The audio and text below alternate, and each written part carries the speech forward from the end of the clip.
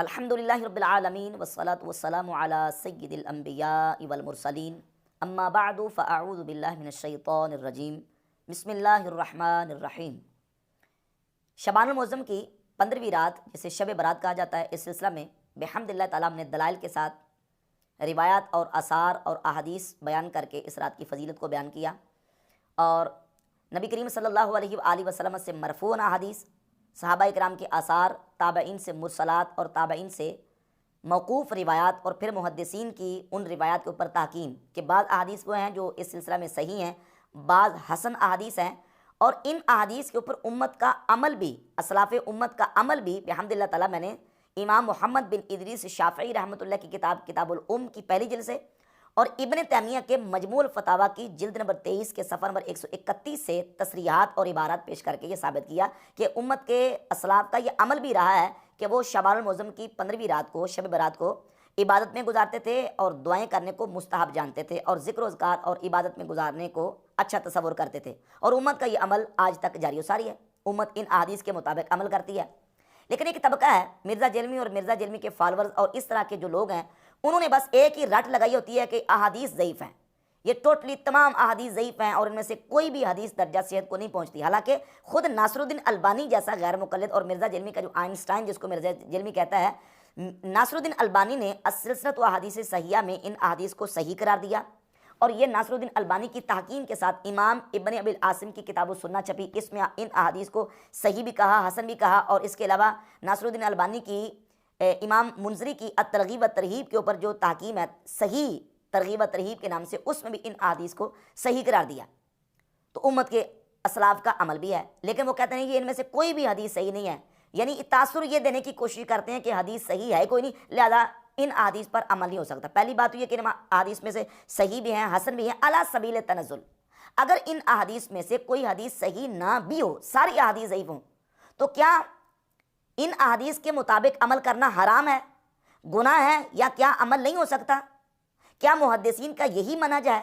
محدثین کا طریقہ اور منہج کیا، ان کا اسلوب کیا ہے احادیث ضعیفہ کے بارے میں؟ اس سلسلہ میں چند تصریحات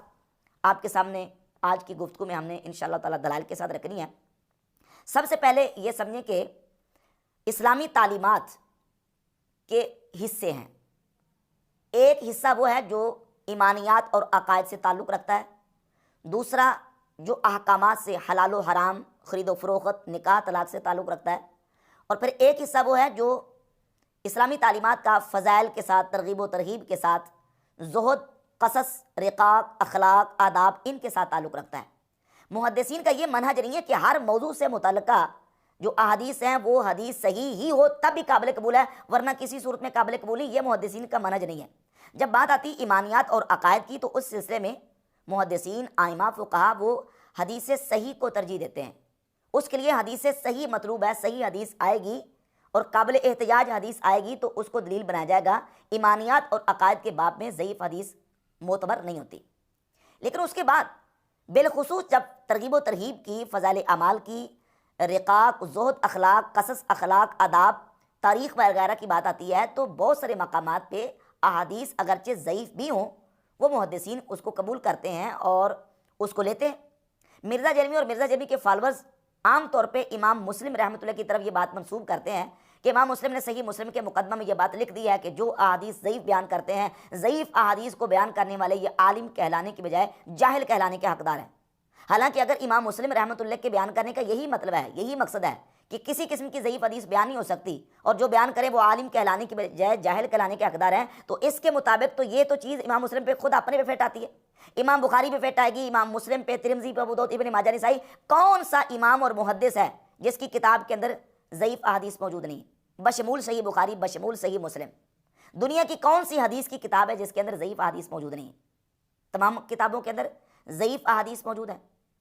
یہ محدثین کا منہج ہی نہیں ہے، اور نہ امام مسلم کے کہنے کا یہ مطلب ہے۔ امام مسلم رحمۃ اللہ علیہ نے یہ بات کی ہے موضوع اور جعلی روایات کے بارے میں، جو من گڑت روایات، اور امام مسلم رحمۃ اللہ علیہ نے یہ بات جو کی ہے 92 نمبر روایت کے تحت، جو میرے پاس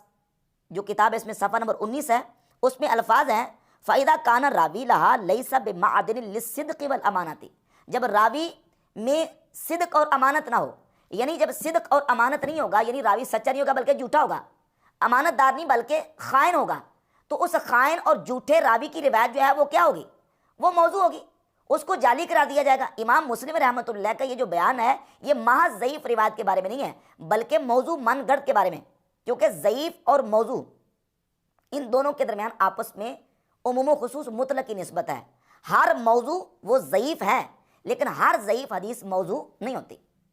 ہر ضعیف حدیث موضوع نہیں ہوتی، ہاں ہر موضوع ضعیف ضرور ہوتی۔ تو امام مسلم رحمۃ اللہ جس کے بارے میں یہ بات کر رہے ہیں وہ موضوع روایت کے بارے میں، محض ضعیف حدیث کے بارے میں نہیں ہے۔ اگر یہی بات لے لیجیے کہ محض ضعیف حدیث کے بارے میں ہے، وہ تو صحیح بخاری صحیح مسلم کے اندر بھی ضعیف حدیث موجود ہے، امام مسلم امام بخاری بھی لے کے ہے، یہ مطلب ہی نہیں ہے۔ اب آ جائیں اس سلسلہ میں کہ کیا ہر عنوان کے تحت حدیث کا صحیح ہونا ضروری ہے، یا یہ کہ خود امام بخاری مسلم علیہ رحمہ نے بھی ضعیف احادیث بخاری مسلم میں ان ابواب اور ان عنوانات میں قبول کی ہیں اور درج کی ہیں۔ تو جہاں تک تعلق ہے فضائل اعمال کا، ترغیب و ترہیب کا، اس باب میں تو محدثین جمہور کا موقف یہ ہے کہ ضعیف احادیث بھی قابل قبول ہیں۔ امام نووی رحمۃ اللہ تعالی علیہ نے اپنی کتاب الاذکار کے صفحہ 16 پہ یہ عبارت لکھی ہے کہ یجوز و یستحب العمل فی الفضائل والترغیب والترہیب بالحدیث الضعیف ما لم یکن موضوعا۔ اگر حدیث موضوع نہ ہو تو فضائل میں، ترغیب و ترغیب میں ضعیف حدیث پر عمل کرنا جائز ہے، مستحب ہے۔ وَأَمَّا الْأَحْكَامُ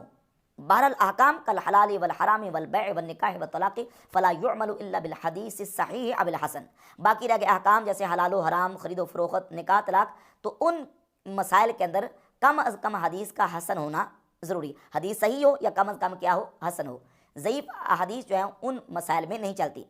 اور ضعیف احادیث احکام کے باب میں تو قبول نہیں ہے۔ ہاں البتہ بعض صورتیں ایسی ہیں کہ احکام کے باب میں بھی ضعیف احادیث کو محدثین نے قبول کیا ہے۔ ہم صحیح بخاری سے اس کا آغاز کرتے ہیں۔ صحیح بخاری کے اندر امام بخاری رحمۃ اللہ علیہ نے 2750 نمبر حدیث سے اوپر تعلیقاً ایک حدیث بیان کی ہے کہ رسول اللہ صلی اللہ علیہ وآلہ وسلم نے ایک فیصلہ فرمایا۔ عبارت یہ ہے کہ ان نبی صلی اللہ علیہ وآلہ وسلم قضا بالدین قبل الوصیہ، نبی کریم علیہ الصلوۃ والسلام نے وصیت سے پہلے قرضہ ادا کرنے کا حکم دیا، یعنی ایک شخص وہ فوت ہو گیا اور اس نے وصیت بھی کی تھی اور قرضہ بھی دینا تھا۔ اب اس کے ترکے میں سے پہلے وصیت جاری کی جائے یا کہ اس کے ترکے میں سے اس کا قرضہ پہلے دیا جائے، پہلے قرضہ کے پہلے وصیت۔ اس سلسلہ میں امام بخاری رحمۃ اللہ ایک حدیث لے کے آئے، اور یہ حدیث جامع ترمذی کے اندر اور مسند احمد ابن حنبل کے اندر موجود ہے۔ وہاں سند ہے، امام بخاری نے سند بیان نہیں کی، صرف یہ الفاظ بیان کر دیے کہ ان نبی صلی اللہ علیہ وآلہ وسلم قضا بالدین قبل الوصیہ، نبی کریم علیہ الصلوۃ والسلام نے وصیت سے پہلے قرضہ ادا کرنے کا فیصلہ فرمایا۔ سند کے بغیر امام بخاری حدیث لے کے آئے اور محل احتجاج میں لے کے آئے، اس حدیث سے احتجاج بھی کیا ہے، اس سے دلیل بھی پکڑی امام بخاری نے۔ لیکن یہ حدیث، اس حدیث پر تبصرہ کرتے ہوئے امام ابن حجر عسقلانی نے فتح الباری شرح صحیح بخاری کی جلد نمبر 5 صفحہ نمبر 484 پہ لکھا لفظ احمد وہو اسناد ضعیف، کہتے ہیں کہ اس حدیث کی سند ضعیف ہے، لیکن قال الترمذی ان العمل علیہ عند اہل العلم، لیکن امام ترمذی نے یہ کہا ہے کہ اہل علم کے نزدیک عمل اسی پر ہے۔ حدیث ضعیف ہے، امام ابن حجر کہتے ہیں حدیث ضعیف ہے لیکن اہل علم کے نزدیک عمل اسی پر ہے۔ وَكَأَنَّ الْبُخَارِيَ اعْتَمَدَ عَلَيْهِ، گویا کہ امام بخاری نے اس حدیث پر اعتماد کیا ہے، کیوں؟ لِاعْتِدَادِهِ بِالْاتِّفَاقِ عَلَى مُقْتَدَاهُ، کیونکہ اس کے مقتدا پر اتفاق ہو چکا ہے، تو اس کے مقتدا پر اتفاق کی وجہ سے امام بخاری رحمۃ اللہ علیہ نے اس کو قوت ملنے کی وجہ سے اس حدیث پر اعتماد کیا۔ وَإِلَّا فَلَمْ تَجْرِ عَادَتُهُ، ورنہ امام بخاری کی عادت نہیں ہے کہ وہ محل احتجاج میں ایسی ضعیف حدیث کو بیان کریں۔ وَإِلَّا فَلَمْ تَجْرِ عَادَتُهُ أَنْ يُورِدَ الضَّعِيفَ فِي مَقَامِ الْاحْتِجَاجِ بِهِ، احتجاج کے مقام پر امام بخاری حدیث ضعیف لے کے یہ امام بخاری کی عادت نہیں ہے، لیکن یہاں لے آئے، کیوں؟ اس لیے کہ اس حدیث کے مقتدا پر اتفاق ہو چکا ہے۔ حدیث ضعیف ہے لیکن مقتدا پر اتفاق ہونے کی وجہ سے قابل عمل، امت نے اس کو گردانا ہے اور امت کا اس پر عمل ہے، لہذا امام بخاری رحمۃ اللہ اس کو صحیح بخاری میں حدیث کو لے۔ یہ امام ابن حجر عسقلانی رحمۃ اللہ کا تبصرہ ہے۔ تو حالانکہ یہ حدیث احکام سے تعلق رکھتی ہے اور ابن حجر کہتے ہیں حدیث ضعیف ہے، لیکن اس کے باوجود امام بخاری محل احتجاج میں اس حدیث کو لے کے آئے۔ امام بخاری نے یہ نہیں کہا کہ چونکہ یہ ضعیف ہے لہذا اس کو ردی کی ٹوکری میں پھینک دو، ایسا نہیں کیا۔ اس کے علاوہ امام بخاری رحمۃ اللہ 6416 نمبر حدیث لے کے ہے۔ سیدنا عبداللہ ابن عمر رضی اللہ تعالیٰ عنہ حدیث کے راوی ہیں کہ نبی پاک صلی اللہ علیہ وآلہ وسلم نے فرمایا کن فی الدنیا کأنک غریب او عابر سبیل، دنیا میں اس طرح رہ جس طرح کہ اجنبی رہتا ہے یا رستہ پار کرنے والا۔ 6416 نمبر اس حدیث کو امام بخاری لیکن اس میں راوی الطفاوی، امام ابن حجر اسقلانی نے فتح الباری کے مقدمہ میں 615 نمبر صفحہ پر لکھا، کہتے ہیں کہ فہذا الحدیث قد تفرد به الطفاوی، اس حدیث کو طفاوی نے ذکر کیا ہے، طفاوی کا تفرد ہے، وہ من غرائب الصحیح، اور یہ صحیح بخاری کے غرائب میں سے ہے، وَكَأَنَّ الْبُخَارِيَ لَمْ يُشَدِّدْ فِيهِ، گویا کہ امام بخاری نے اس روایت میں تشدد نہیں برتا بلکہ تسہل سے کام لیا، لِكَوْنِهِ مِنْ احادیث الترغیب والترہیب، کیونکہ یہ طفاوی کی یہ حدیث ترغیب و ترہیب کے باب میں تھی، یعنی رغبت دلانا، کسی کو ترغیب دینا، یہ ترغیب و ترہیب کے باب میں سے تھی۔ امام بخاری نے یہاں تشدد سے کام نہیں لیا بلکہ تسہل سے کام لیا، اور طفاوی کی اس روایت کو امام بخاری رحمۃ اللہ علیہ نے صحیح بخاری میں 6416 نمبر جو حدیث ہے اس کو ذکر فرما دیا۔ اب امام بخاری کا منہج ثابت ہو گیا صحیح بخاری کے اندر، جس کا نام صحیح ہے، اور کئی ایسی اور روایات صحیح بخاری کے اندر جو امام بخاری رحمۃ اللہ علیہ نے تعلیقاً بیان کی ہیں، اور محدثین نے اس پر ضعیف ہونے کا حکم لگا کہ یہ احادیث ضعیف ہے۔ تو اگر یہ جو نا وہ امام مسلم کی طرف جو منسوب کیا جاتا ہے کہ وہ کہتے ہیں ضعیف حدیث کو بیان کرنے والا وہ عالم کہلانے کی بجائے جاہل کہلانے کا حقدار ہے، اس بات کو اسی طریقے سے بیان کیا جائے، یہ تو بات امام بخاری پہ بھی فٹ آئے گی، امام مسلم پہ خود فٹ آئے گی۔ امام بخاری کی دیگر جتنی کتابیں ہیں، الادب المفرد لگا لیں یا تاریخ الکبیر لگا لیں، یا امام مسلم کی جو کتابیں ہیں کتاب التمییز ہے، یا خود صحیح مسلم کے اندر امام مسلم رحمۃ اللہ علیہ نے ایسی حدیث کو بیان کیا ہے جس پر محدثین نے کلام کیا اور کہا کہ یہ حدیث ضعیف ہے۔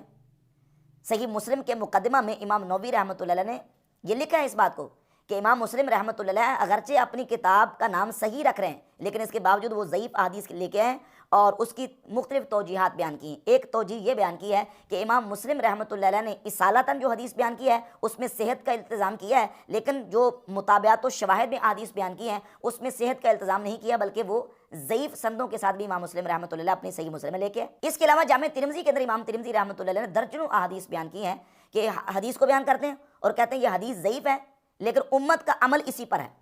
حدیث ضعیف ہے، امت کا عمل اسی پر ہے، اہل علم کا عمل اسی پر ہے۔ ان میں سے میں آپ کے سامنے صرف نمبر احادیث کے بتاتا ہوں، یہ میرے پاس دار احیاء تراث العربی بیروت لبنان سے جو نسخہ ہے اس کے حوالہ جات میں نے جمع کیے ہیں۔ حدیث نمبر 188 جامع ترمذی میں امام ترمذی کہتے ہیں حدیث ضعیف ہے لیکن امت کا عمل اسی پر ہے۔ 261، 411، 509، 638، 914، 915، 1191، 1399، 1467، 2109، 2122، 2094، کتنی حدیث ہیں کہ امام ترمذی رحمۃ اللہ علیہ نے حدیث کو بیان کیا، کہا کہ حدیث ضعیف ہے لیکن اہل علم کا عمل اسی پر ہے، حدیث ضعیف ہے لیکن امت کا عمل اسی پر ہے۔ درجنوں حدیث امام ترمذی رحمۃ اللہ علیہ لے کے انہوں نے کیا کیا ہے، انہوں نے یہ کیا ہے 15ویں صدی کے اندر یہ بدعت ایجاد کی ہے ناصر الدین البانی نے کہ دو کتابیں کر دی ہیں، صحیح جامع ترمذی اور ضعیف جامع ترمذی، صحیح ابی داؤد، ضعیف ابی داؤد، یعنی ان کتابوں کو دو حصوں میں تقسیم کرنا یہ 15ویں صدی کی ان کی بدعت ہے۔ ائمہ محدثین نے ایسا عمل نہیں کیا، اور یہ میرا چیلنج ہے پوری محدثین کی تاریخ کے اندر کوئی ایک دنیا میں آپ کتاب ایسی نہیں دکھا سکتے کہ محدثین نے محض ضعیف احادیث پر کوئی کتاب لکھی ہو۔ موضوعات پر کتابیں ہیں، کتاب الموضوعات کے نام پہ، الموضوعات الکبریٰ کے نام سے موضوعات پر محدثین نے کتابیں ضرور لکھی ہیں جن میں جھوٹی اور من گھڑت روایات کو جمع کیا ہے، لیکن محض ضعیف روایات کے اوپر محدثین نے مستقل کتابیں نہیں لکھی بلکہ صحیح کتابوں کے اندر بھی محدثین نے ضعیف احادیث کو بیان کیا۔ اس کی مختلف اسباب اور وجوہات ہیں۔ ایک وجہ تو یہ ہوتی ہے کہ حدیث تو ضعیف ہوتی ہے لیکن امت کا عمل اس پر ہوتا ہے، تلقی امت کی وجہ سے اس کو قبول کر لیا جاتا ہے، اور امام بخاری، مسلم، ترمذی، ابو داؤد، ابن ماجہ وہ سارے ان احادیث کو اپنی کتابوں کے اندر لے کے ہیں۔ عید الفطر اور عید الاضحیٰ کے دن غسل کا مسئلہ، کیا عید الفطر عید الاضحیٰ کو غسل کرنا درست ہے، مستحب ہے؟ تو مستحب ہے۔ اس پر دلیل سنن ابن ماجہ کے اندر ایک حدیث ہے 1315 کہ رسول اللہ صلی اللہ علیہ وآلہ وسلم عید الفطر اور عید الاضحیٰ کو غسل فرمایا کرتے تھے، لیکن یہ حدیث ضعیف ہے۔ حدیث ضعیف ہے لیکن امت کا عمل یہی ہے کہ چھوٹی بڑی عید پہ امت غسل کرتی ہے اور غسل کرنے کو مستحب سمجھتی ہے۔ حدیث ضعیف ہے لیکن ضعیف حدیث ہونے کے باوجود امت کا عمل اسی پر ہے۔ اسی طرح امام ترمذی رحمۃ اللہ جامع ترمذی میں ایک حدیث لے کے ہے، من اذن فہو یقیم، 199 نمبر 199 نمبر حدیث ہے کہ جو اذان دے وہی اقامت کہے۔ امام ترمذی حدیث لے کے اور کہا کہ حدیث تو ضعیف ہے لیکن عمل اسی پر ہے اہل علم کا کہ جو اذان دے وہی اقامت کہے۔ حدیث صحیح نہیں، حدیث ضعیف ہے لیکن عمل اسی پر ہے۔ اس کے علاوہ سنن ابی داؤد میں امام ابو داؤد نے 689 اور 690 حدیث لے کے ہیں، اور وہ حدیث ہے سترے کے باب میں۔ سترہ سنت ہے اور سترہ نمازی کو اپنے آگے کرنا یہ سنت سے ثابت ہے۔ البتہ یہ جو حدیث امام ابو داؤد لے کے آئے 689 اور 690، اس میں یہ ہے کہ اگر کوئی سترہ آپ کو نہیں ملتا، لکڑی وغیرہ کا سترہ نہیں ملتا، تو تم اپنے آگے خط کھینچ لو۔ یہ حدیث سند کے اعتبار سے ضعیف ہے، لیکن حدیث ضعیف ہونے کے باوجود بھی امام ابو داؤد نے امام احمد ابن حنبل رحمۃ اللہ تعالی علیہ کے کمنٹس ذکر کیے ہیں کہ وہ باقاعدہ اس سترے کا وصف بیان کرتے تھے اور بتاتے تھے کہ تم نے سترہ کس طریقے سے بنانا ہے۔ تو اگر کسی کے پاس سترہ نہ ہو، لکڑی وغیرہ یا کوئی ایسی چیز جو سامنے کھڑی کی جا سکے، تو اس کے لیے یہ کہ وہ اپنے سامنے نمازی جو ہے وہ خط بنا لے، اور خط کس طرح بنائے؟ اس طرح حالہ کھینچے جس طرح کے چاند ہوتا ہے۔ اس طریقے سے علماء اس کی پوری تشریح کرتے تھے اور اس حدیث پر عمل کرنے کو مستحب قرار دیتے تھے۔ عید الفطر، عید الاضحیٰ پر غسل کی حدیثیں ضعیف ہیں لیکن عمل مستحب ہے۔ جو اذان کہے وہی اقامت کہے، حدیث ضعیف ہے لیکن عمل اس پر کرنا مستحب ہے۔ سترہ نہ ملے تو خط کھینچ لو، حدیث ضعیف ہے لیکن عمل اس پر کرنا مستحب ہے۔ اس طرح درجنوں احادیث ہیں حدیث کی کتابوں کے اندر کہ محدثین ضعیف احادیث جو ترغیب و ترہیب اور فضائل کے باب میں آتی ہیں ان پر عمل کرنے کو مستحب قرار دیتے ہیں۔ تو شوال المعظم کی 15ویں رات کی فضیلت کے حوالے سے ایک تو امت کے اسلاف کا ان حدیث پر عمل بھی ہے، حدیثیں صحیح بھی ہیں، حدیث حسن بھی ہیں، علی سبیل تنزل تمام احادیث ضعیف بھی ہوں تب بھی فضیلت کے باب میں ہیں اور ترغیب کے باب میں ہیں، ان احادیث پر عمل کرنا جائز ہے، مستحب ہے۔ میں تو احکام کی روایت آپ کے سامنے رکھ چکا ہوں کہ محدثین جو ہیں وہ احکام کے باب میں بھی بعض ایسی احادیث جس پر امت کا اتفاق ہو چکا ہے اور تلقی بالقبول کی بنیاد پہ ان ضعیف احادیث احکام تک کو ثابت کرتے ہیں، جس طرح کہ امام بخاری رحمۃ اللہ علیہ نے 2750 نمبر حدیث کے اوپر قضاء بالدین قبل الوصیہ والی حدیث کو قابل احتجاج قرار دے کے یہ منہج اور اسلوب اختیار کیا ہے۔